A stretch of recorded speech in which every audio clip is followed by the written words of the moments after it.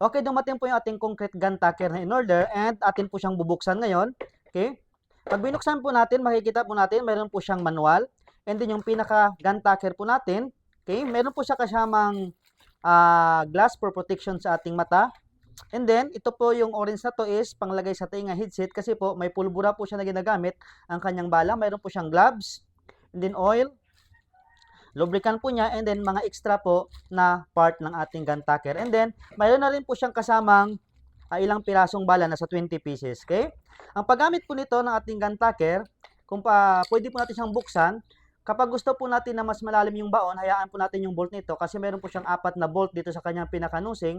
Pwede po nating bawasan ng isa o dalawa, depende po sa kung gaano kalalim yung gusto nating baon sa ating paglagyan. Pag kahoy po yung ating paggamitan, bawasan po natin at least dalawa kasi masyadong mababaon po yung kanyang pinaka-head kapag hindi po natin binawasan. Pero kapag concrete po, is okay lang po na nandyan lahat ng bolt na yan. Okay? Kaya ilagay lamang po natin ito.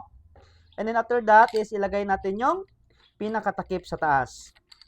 And then, i-try natin siya sa concrete. Simple lamang po ito. Okay? So, first, for our protection, we need to wear itong glass po. Ilagay natin sa ating mata. Okay?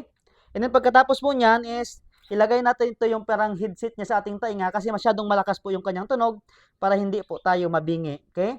Pagkatapos po niyan, ikabit natin yung pinakabala. Maganda to siyang gamitin lalo na po sa mga nagkikabit ng kisame. Yan, pagkabit mo na mga sabitan ng inyong mga TV at marami pang iba. Maganda siya. Ito yung bala niya. May pulbura kasi yan dito kaya pumuputok siya ng malakas.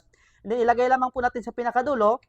And then i-push lamang po natin kung saan natin gustong ilagay. Okay? Pakita ko sa inyo. I-try po natin siya sa pinakaposte na aming bahay na hindi pa siya na finishing kung gaano kalalim ang kanyang baon kapag dineen po natin. Okay? So, let's try. Okay? So, paglagay dyan, tulak lamang po natin. Okay. Medyo matigas siya pero try to push it harder. Okay, yun po. At makita po natin, baon na baon po siya sa concrete. Napaganda po siyang gamitin. And ilalagay ko po yung link sa baba sa ating Yellow Basket para po makapag-purchase at makapag-order po kayo ng product na to. Thank you po sa inyong pag-purchase and good day po sa ating lahat.